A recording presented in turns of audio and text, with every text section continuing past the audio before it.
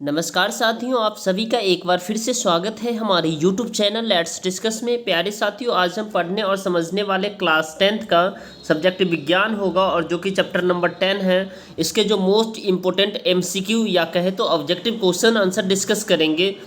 तो चैप्टर का नाम है हमारा प्रकाश, परावर्तन तथा अपवर्तन। तो चलिए आइए हम प्रॉपर वे में एक एक करके इसके क्वेश्चंस को पढ़ेंगे, फिर इसके आंसर को भी देखेंगे, ठीक है। और जो कि मोस्ट इंपॉर्टेंट है, ये आपके board exam point of view से बहुत ही इंपॉर्टेंट है और यही क्वेश्चन आपके बोर्ड एग्जाम में पूछे जाते हैं, ठीक है। तो चलिए स्टार्ट करते हैं। चलिए क्वेश्चन नंबर फर्स्ट है, निम्नलिखित में से कौन किसी बिंदु स्रोत से उस पर आपतित प्रकाश का समानांतर प्रकाश पुंज बना सकता है। आपतित प्रकाश का समानांतर प्रकाश पुंज बना सकता है कौन? तो अवतल दर्पण और उत्तल लेंस दोनों ही, बिल्कुल अवतल दर्पण और उत्तल लेंस दोनों ही बना सकता है। उत्तल दर्पण और अवतल लेंस दोनों नहीं, बिल्कुल ये गलत है। एक दूसरे से 90 डिग्री पर रखे दोनों समतल दर्पण नहीं, समतल दर्पण में नहीं, ठीक है। अवतल दर्पण और उत्तल लेंस दोनों, यहाँ पे गलत हो गया। तो आपका ऑप्शन नंबर ए हो गया करेक्ट।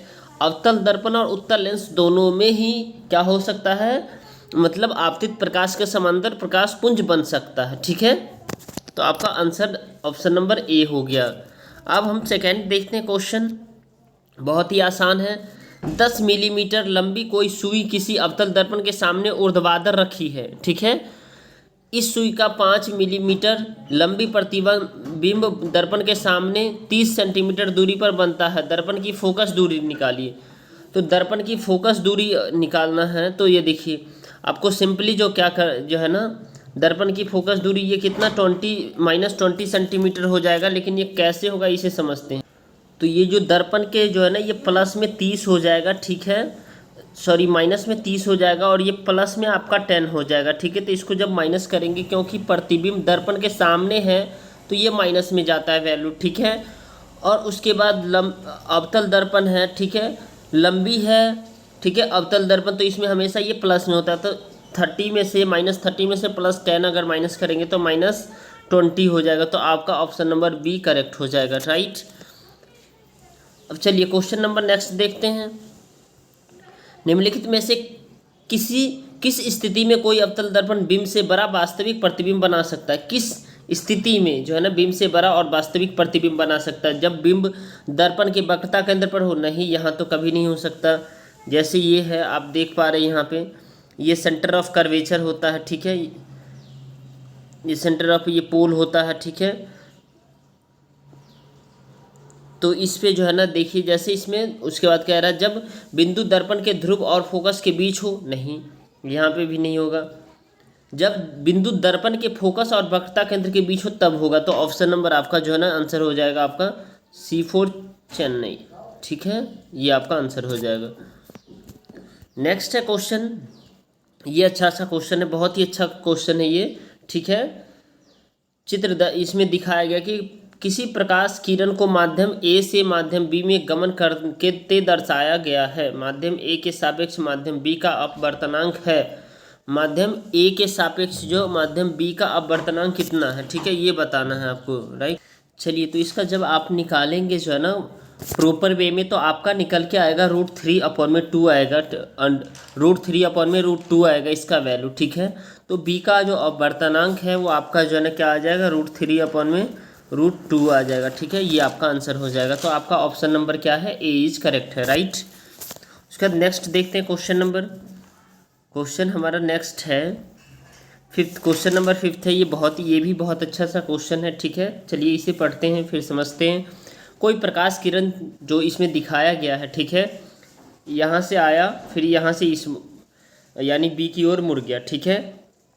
ए से माध्यम बी में प्रवेश करते हैं, माध्यम ए के सापेक्ष माध्यम बी का अपवर्तनांक क्या होगा, ठीक है। तो अपवर्तनांक बी का क्या होता है, तो इसको आपको देखना है। तो 1 से अधिक होगा, क्योंकि बी का अपवर्तनांक यहाँ से जैसे यहाँ आया, फिर ऐसे गया, फिर यहाँ से फिर से आ सकता है, फिर ऐसे भी मुड़ सकता है, ठीक है। तो ये 1 से अधिक हो जाएगा, राइट। तो आपको क्या करना है, यहाँ पे जो आंसर है आपका वो ए नंबर करेक्ट हो जाएगा, क्योंकि यहाँ कई हो सकते हैं। नेक्स्ट हम देख पा रहे हैं जैसे कि क्वेश्चन नंबर हमारा 6 है। ये बहुत ही अच्छा सा क्वेश्चन है।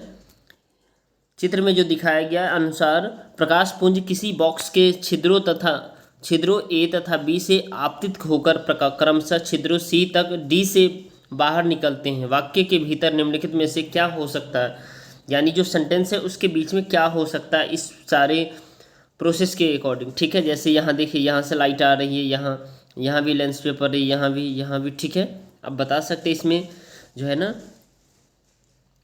तो चलिए, इसमें जो है ना कांच का एक आयताकार स्लैब पे जो है ना, ये क्या है, कांच का एक आयताकार स्लैब है ये। ठीक है, इस पे ही सारा प्रोसेस हो रहा है। ठीक है, ये ना ये लेंस है, ना ही ये अवतल लेंस है, ना ही ये प्रिज्म है, तो ये सारे गलत हो जाएगा। तो आपका जो आंसर हो जाएगा ए ऑप्शन करेक्ट हो जाएगा, ये तीनों नहीं होगा। ठीक है, तो ये कांच का एक लेंस है, आपको ये समझना है, और ये रेक्टेंगुलर है, आयताकार है। क्वेश्चन नंबर 7 है, बहुत ही अच्छा सा क्वेश्चन है। चलिए देखिए, क्वेश्चन नंबर 7 है हमारा, चित्र में के अनुसार कोई प्रकाश पुंज बॉक्स के फलक ए के छिद्रों से आपतित होकर फलक बी के छिद्रों से बाहर निकलता है, यानी ए से बी की ओर जाता है। ठीक है, जैसे यहाँ देखिए, यहाँ एंटर किया और यहाँ से इस तरह से निकल गया। ठीक है, इस तरह से ये सारे प्रकाश टोटल 11 रेज आया, ये सारे इधर मुड़ गया। ठीक है, तो ये ऐसे गया है। ठीक है, आपको सिंपली यहाँ देखना, ये ऐसे गया है, ये ऐसे गया है। ठीक है, ये ऐसे। ठीक है, इसी तरह जो है ना आप देख पा रहे हैं। ठीक है, ये देखिए, तो इसमें एक अवतल लेंस है ये? नहीं, बिल्कुल नहीं, ये अवतल लेंस नहीं है, ये अवतल लेंस नहीं है। कांच का एक आयताकार स्लैब है? बिल्कुल ये भी नहीं है। एक प्रिज्म है? नहीं, एक उत्तल लेंस है, क्योंकि उत्तल लेंस पे ही पड़ने से प्रकाश क्या होता है जो है ना, अपने मार्ग को बदल लेता है। ठीक है, तो आपका जो ऑप्शन इसका हो जाएगा डी करेक्ट हो जाएगा। ठीक है, नेक्स्ट क्वेश्चन है, निम्नलिखित में से कौन सा प्रकथन सत्य है, यानी नीचे जो दिया गया है इसमें से कौन सा सही है, तो आपको वो बताना है। 0.25 मीटर फोकस दूरी के उत्तल लेंस की क्षमता 4 डायोप्टर होती है, यही सही है आपका। ठीक है, क्योंकि 2.5 सेंटीमीटर होता है ये। ठीक है, 25 सेंटीमीटर फोकस दूरी के उत्तल लेंस की क्षमता 4 डायोप्टर होती है। अगर इसको मीटर में लिखेंगे तो 0.25 मीटर हो जाएगा। राइट। क्वेश्चन नंबर 9 है, वाहनों में पीछे के दृश्य को देखने के लिए लगे दर्पण का आवर्धन कितना होता है, ये आपको बताना है। वो तो दृश्य पता है जो कौन सा लेंस लगा होता है, कौन सा दर्पण लगा होता है, लेकिन उसका आवर्धन निकालना है। आवर्धन इक्वल टू क्या होता है, एच डैश अपॉन में एच, एक सेकेंड, एच डैश अपॉन में होता है एच। ठीक है, तो आपको आवर्धन बताना है इसमें। ठीक है, तो आवर्धन क्या 1 से कम होगा? बिल्कुल 1 से कम होगा। ठीक है, चलिए क्वेश्चन नंबर 10 है, किसी अवतल दर्पण पर आपतित सूर्य की किरण दर्पण के सामने 15 सेंटीमीटर की दूरी पर अभिसारित होती है। इस दर्पण के सामने किसी बिंब को कहाँ रखें कि इसका समान साइज का प्रतिबिंब हो जाएगा? बिल्कुल, ये क्वेश्चन बहुत ही वीवीआई है, ये आपके बोर्ड एग्जाम में पूछे जाते हैं। ठीक है, तो चलिए इस क्वेश्चन का हम आंसर देखेंगे। दर्पण से 30 सेंटीमीटर की दूरी पर रखेंगे तो हमारा इमेज जो है ना मिरर में सीधा बनेगा। राइट। क्वेश्चन नंबर 11 है, निम्नलिखित में से किसके द्वारा निश्चित रूप से किसी दूरस्थ ऊंचे भवन का पूरी लंबाई का प्रतिबिंब देखा जा सकता है? किसके द्वारा ऊंचे भवन का पूरी लंबाई का दूरी देखा जा सकता है?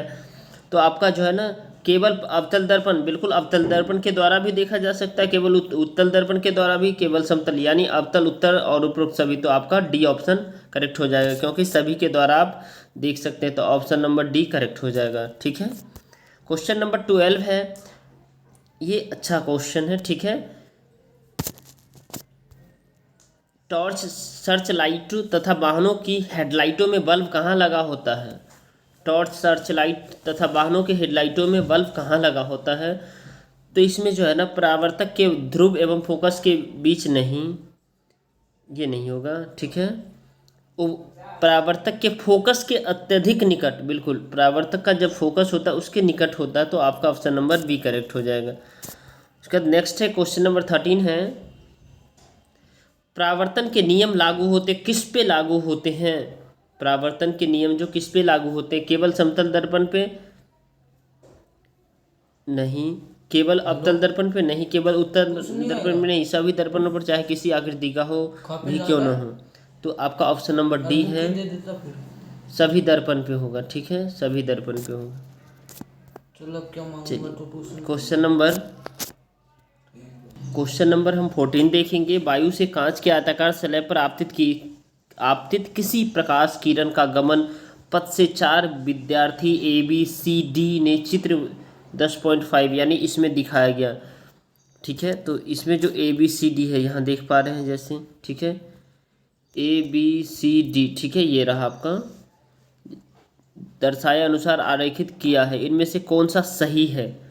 तो इसमें से जो है ना कौन सा सही है ये पूछा गया है। ठीक है, तो इसमें से जो है ना सही जो है ना ये B वाला है। ठीक है, कौन सा है, B वाला, क्या ये रहा, ये वाला आपका करेक्ट है, बाकी ये सब करेक्ट नहीं है। ठीक है, चलिए क्वेश्चन नंबर 15 देखते हैं। ये अच्छा क्वेश्चन है, चलिए देखते हैं। आपको जल तारपीन का तेल, बेंजीन तथा केरोसिन दिया गया है। इनमें से किसी माध्यम में समान कोण पर तिरछी आपतित कोण कोई प्रकाश किरण सबसे अधिक मुड़ेगी, किस पे मुड़ेगी। ठीक है, तो ये आपको बताना है, बेंजीन पे मुड़ेगी। किस पे, बेंजीन पे मुड़ेगी, आपको याद रखना है। जैसे आपतित किरण, बेंजीन का जो संरचना होता है ये C ऐसे होता है, आप देख सकते हैं यहाँ पे ये कार्बन होता है। ठीक है, फिर यहाँ पे कार्बन होता है, फिर यहाँ पे कार्बन होता है, फिर यहाँ पे कार्बन होता है। ठीक है, फिर यहाँ पे कार्बन, फिर यहाँ देखिए तो 6 हो गया, टोटल 6 कार्बन हो गया। एक पे डबल बॉन्ड होता है, एक छोड़ के डबल बॉन्ड होता है। ठीक है, तो ये इस पे जो है ना क्या कहते हैं, तारपीन का तेल, बेंजीन तथा केरोसिन दिया गया है। इनमें से किस माध्यम में कोण का पर तिरछी आपतित कोण का प्रकाश किरण सबसे अधिक पड़ेगी, तो इसी पे पड़ेगी। ठीक है, तिरछी, क्योंकि ये इस तरह से ये गोला होता है। ठीक है, अब देखिए तो ये आपका जो इसका जो आंसर हो जाएगा, ठीक है, जो 15 का आंसर हो जाएगा बेंजीन पे पड़ेगी। ठीक है, तो इसको C6H6 के नाम से हम जानते हैं, राइट। क्वेश्चन नंबर 16 है, ये अच्छा सा क्वेश्चन है।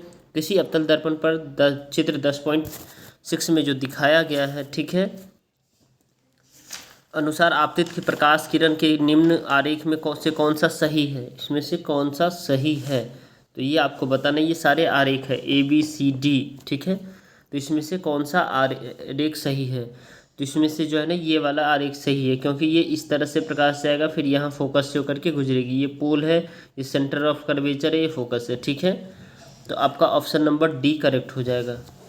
कौन सा, D करेक्ट हो जाएगा। ठीक है, तो D4 Delhi is your answer. ठीक है, क्वेश्चन नंबर 17 है। क्वेश्चन नंबर 17 अच्छा सा क्वेश्चन है। चलिए, किसी उत्तल लेंस पर चित्र 10.7 में दर्शाए अनुसार आपतित प्रकाश किरण के लिए निम्न में से आरेखों में से कौन सा सही है। तो इसमें से कौन सा सही है ये आपको बताना है। ठीक है, तो इसका जो है ना आपका चित्र A सही है। ठीक है, तो यहाँ जो आप चित्र A ये वाला सही है आपका। ठीक है, आपतित किरण, प्रकाश किरण जो है ना, आपतित किरण जैसे ऐसे आएंगे, ठीक है, इस तरह से जाएगी, तो ये आपका सही है, आपतित किरण। ठीक है, और ये लेंस है, आपको पता होना चाहिए। ठीक है, चलिए क्वेश्चन नंबर आपका जो है ना 18 है। कोई बच्चा किसी जादुई दर्पण के सामने खड़ा है, वह यह देखता है कि उनके प्रतिबिंब में उसका सिर बड़ा, उसके शरीर का मध्य भाग साइज में समान तथा पैर छोटे दिखते हैं। मैजिक दर्पण में शीर्ष से दर्पण के संयोजन का क्रम क्या है, तो ये आपको बताना है। ठीक है, तो चलिए इसका अवतल, समतल और उत्तल दर्पण होगा इसलिए में। ठीक है, तो ये आपका करेक्ट हो जाएगा। फ्रेंड्स, अगर आप हमारे चैनल पर नए तो लाइक शेयर सब्सक्राइब कीजिए। ठीक है, और अपने दोस्तों तक शेयर कीजिए। चलिए नेक्स्ट क्वेश्चन देखते हैं।